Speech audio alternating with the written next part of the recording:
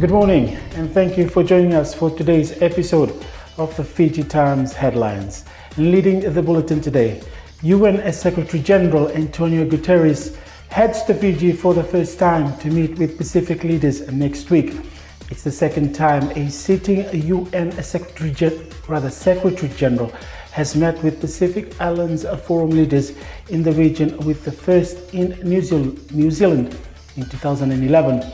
Pacific Islands Forum Secretary General Dame Meg Taylor told Pacific journalists in a briefing session on Monday that the UN Secretary General would be visiting the forum on Wednesday.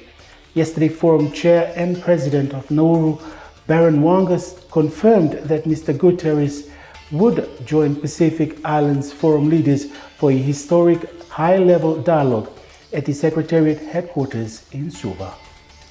And in other news, the Water Authority of Fiji will need to provide a list to the Union of Workers of all its members who are permanent employees and those who are project workers or temporary employees.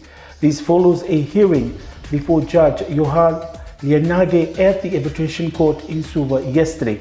The tribunal heard that the union was looking at the termination of employees and that it was a dispute of right and were now claiming a breach of collective agreement. Work Counsel Devanesh Sharma said, on the other hand, the outstanding issues that the authority would need a month to appraise with the authority's board on whether the conditions and circumstances would be reasonable and whether they should agree. More on this story by Lityadava in today's page 7. And the Fiji Sugar Corporation has offered redundancy packages to 104 former Penang mill employees. In a press statement, the FSC said it closed Penang after the mill sustained damage in the wake of Tropical Cyclone Winston in 2016 and redeployed staff to the Rarawai and Lautoka factories. Employee letters were handed out last week to Penang mill employees. And 10 out of the 11 men of the Matangali Valembure of Doli Suva village who were alleged to have entered illegally into the premises of the Savura water dam in Wailoku have been imposed with curfews by the Nesinu Magistrates Court. The 11th accused did not appear as he is currently admitted at the hospital. The 11 are alleged to have entered illegally into the premises of the Savura dam last Saturday. The matter has been adjourned to June 18.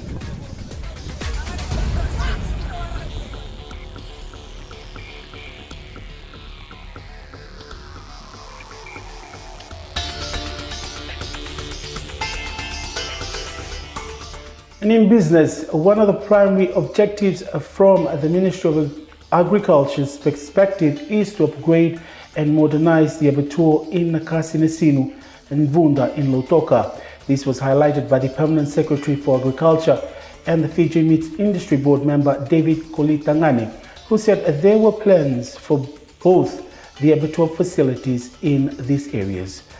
While presenting FMIB's 2014 annual report to the Standing Committee on Economic Affairs yesterday, he said they had a few options which was being explored by the board and management.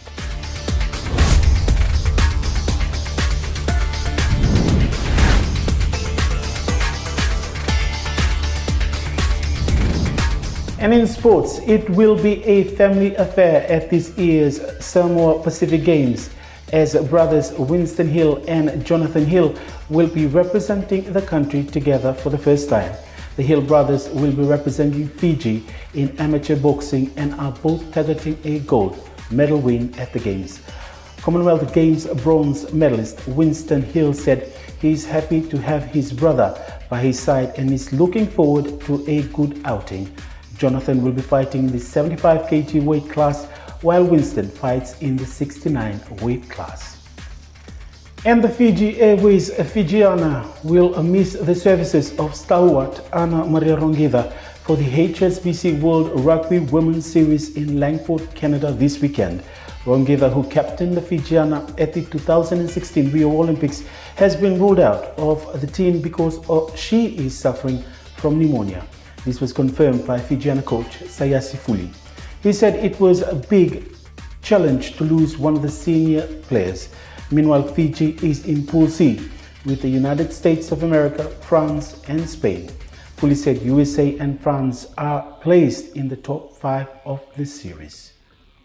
And the Fiji Football Association has stood down referee Andrew Naisiroki from the panel for the semi-finals and final of the Vodafone Fiji Fact at Churchill Park in Lautoka this weekend.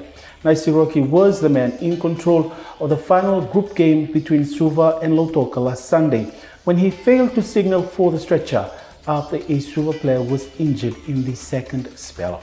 The player was carried off the field with the help of medics and team officials.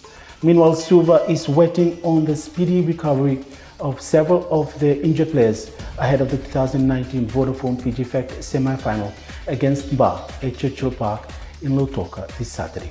The capital side boys haven't won a major title in recent years, with the last being the 2014 Inter-District Championship.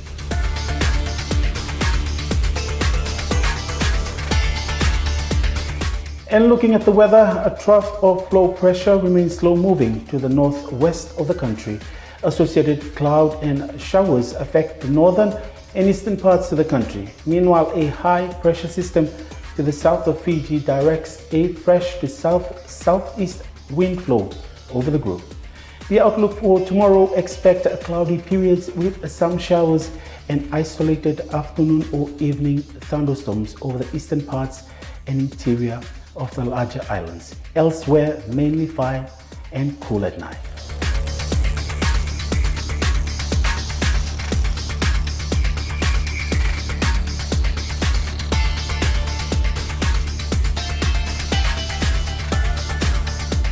For all these stories and more, don't forget to grab a copy of the Fiji Times from your nearest outlet. Don't forget to follow us on Instagram and Twitter and like our Facebook page. For news tips, email us at timesnews@fijitimes.com.fj. And that is all we have from the Fiji Times newsroom for today. Until tomorrow, have a great day.